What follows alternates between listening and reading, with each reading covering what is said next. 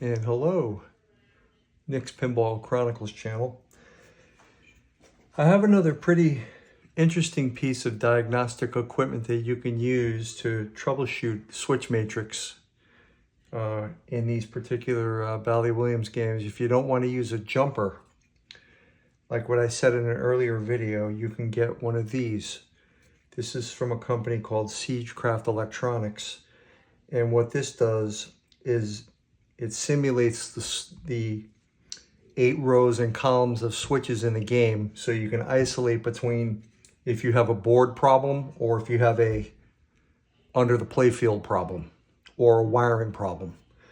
This is a real handy tool. It was like 20 bucks and it's really nice. You could just get the different makes of harness for what particular model game you have. They have, I believe, Williams System 3, System 7, System 9, and then you have mine, which is WPC.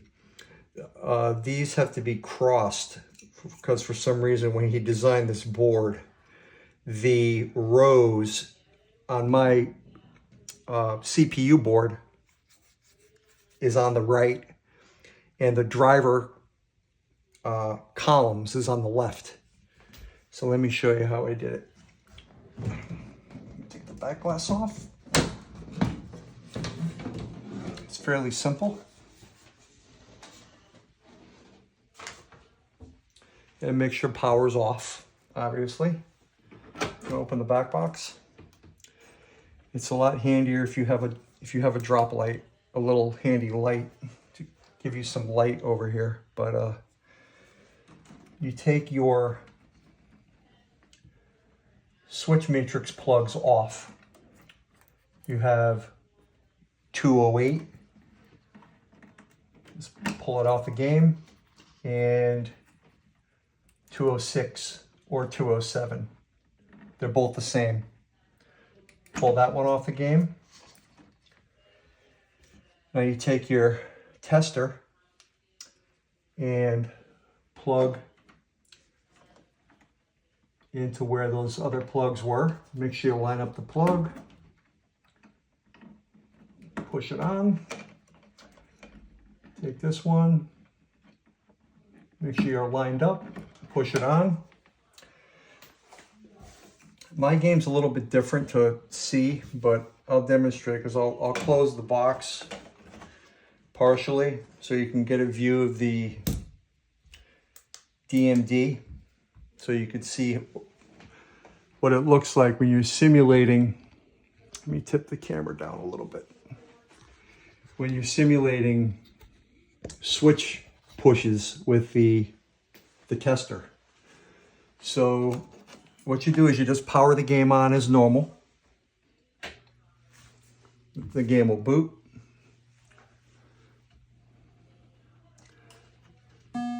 And get to your test screen. Go to tests. And stay at switch edges. Now, what you do is with the board, let's say you want to light up, let me get a light back here. And you could probably still see the DMD, but let's say you want to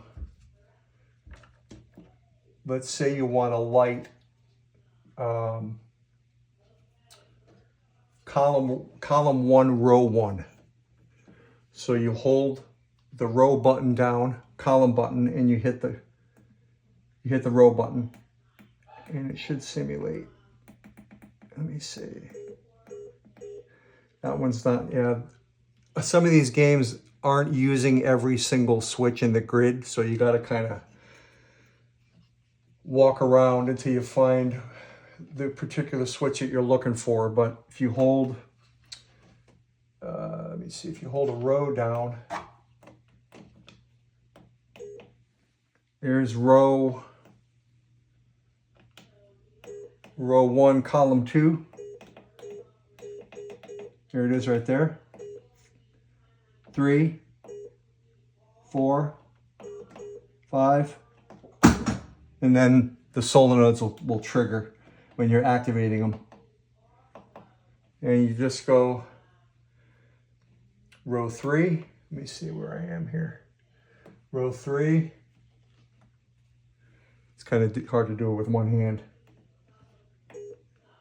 2, what's that, 2, column 2, 3, 4, and just go down the row and make sure all your switches are registering all the way up the grid.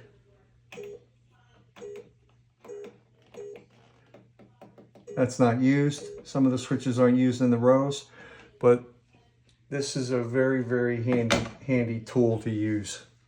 If you don't want a jumper, you can use a board like that. Just make sure you have the proper wiring harness that connects to the board with the game that you have. But he sells the harnesses with the game, with the test boards, and they're literally 20 bucks. So let me get out of the test menu, I'll power it down. Now we're back into the game. Power it down. And you can unplug when you're finished. Take the test board off out of the loop. And you can plug your game back in. Again, it's very handy when you're trying to troubleshoot and isolate switch problems. If you don't have, if you're not confident in using the jumper method like I showed earlier. So, there's a little tip for you. And again, this is Siegecraft. Not a lot of money. A guy makes these. It's a great tool. And just a little tip for you, and that's all for tonight. Thanks for watching. Have a great evening.